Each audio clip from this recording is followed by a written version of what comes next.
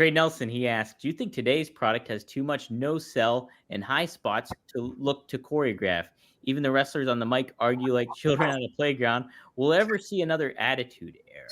Lots to take in there, Rob. So do you think there's too many no selling and high spots that look choreographed? And what do you think about people on the mic exchanges, promo people on promos lately? Right. Love you, baby. Love you, D. Love you, Jennifer. That's awesome.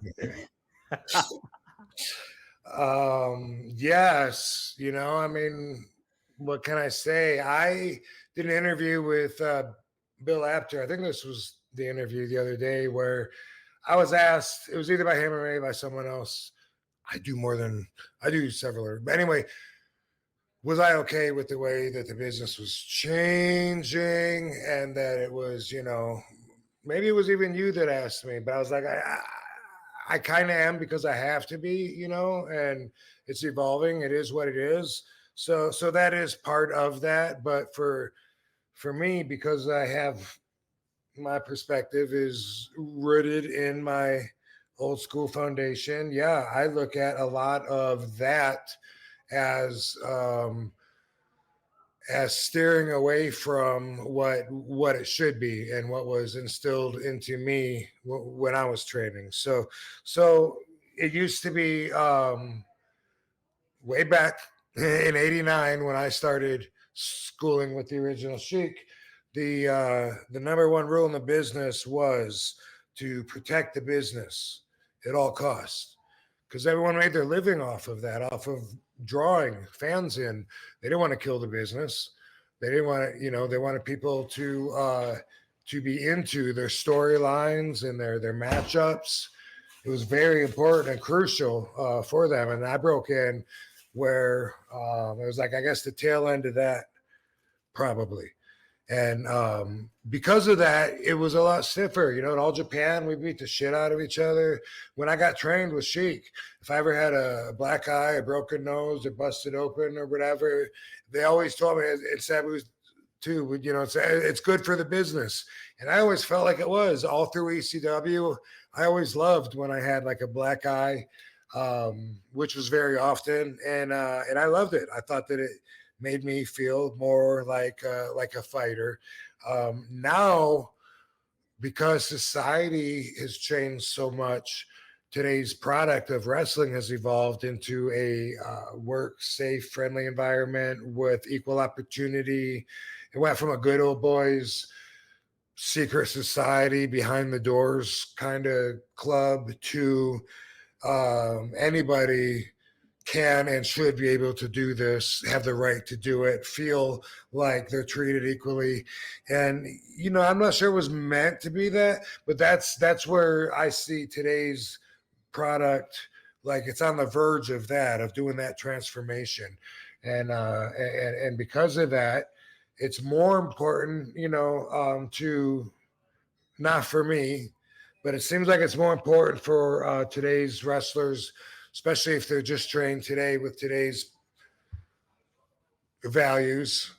I think the number one rule, instead of protect the business at all costs, now I think the number one rule, maybe, and for sure at some schools, I've heard this is fact, the number one rule is safety first. And if I get asked, how'd you make those kicks look so good? It was not worrying about the safety, not having that pressure of, oh my God, I better make sure he's looking at me right now and he's completely ready for me. And I got to make sure that, I throw this kick perfect and don't hurt him. Instead, I had the opinion of, oh, well, at least if I catch him and give him a mark on his face, it's good for the business. So that really was the difference in a lot of things. So now it's more about high spots. It's fans that grew up not trained the way that I was, and instead feeling like it was a more of everyone working together in a friendly kind of non-competitive group effort. Like it's fans that grew up thinking that became the product, and so now it's a hybrid of that philosophy mixed with some respect for the old school foundation that a few of us still carry. Yeah, yeah. And you've mentioned it before, and I know Sabu's mentioned it before too. Is like when she taught you guys, it was all like ground wrestling and making it look like keeping the legitimately keeping the other person down and trying to like, beat the other person in a lot of ways. And like, so you have that kind of foundation of it all. And And what that did for us was it gave us a mhm, mindset that was unchangeable, so that when we have it turned on and we're into our character and we're in the middle of a match or a fight, we don't check in and out of it. We don't check in and out of it. You know what I mean? Like we're yeah, committed. yeah, We're committed. There's no slow mode, and that's the kind of thing that keeps us from exposing things that are now right there for everyone to see. Like, okay, look, there's 15 people standing there with their arms up waiting to catch somebody that hasn't even gone off the other ropes yet, right? There's yeah, not room for that if you have the mindset that I do. yeah, If me and Sabu were in that group of 15 people, we'd be punching everybody around, yeah, bam, bam, bam, until the last second, and then we'd get hit by it, and then there'd be a reason to be on the ground. And that's just, it's not in the little things. It's in believing what you're doing and the commitment and the mindset. It's not really just the little things, you know. It's in believing what you're doing. And if they grew up not believing it, then they still don't believe in it, then they're gonna have a hard time convincing you as the watcher to believe in it.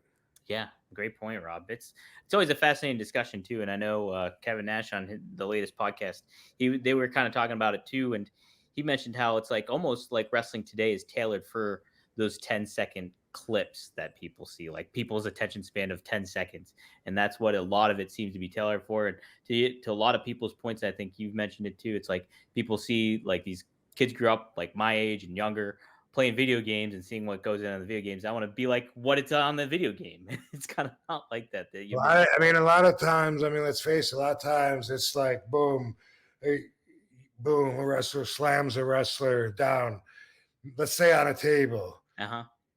walks down, walks down the hallway, waits in line for the elevator. Oh, elevator's full. I'll catch the next one.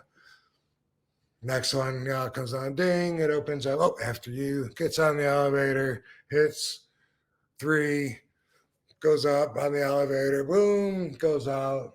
Excuse me, how do I get to the bleachers? Oh, it's just, okay, thank you.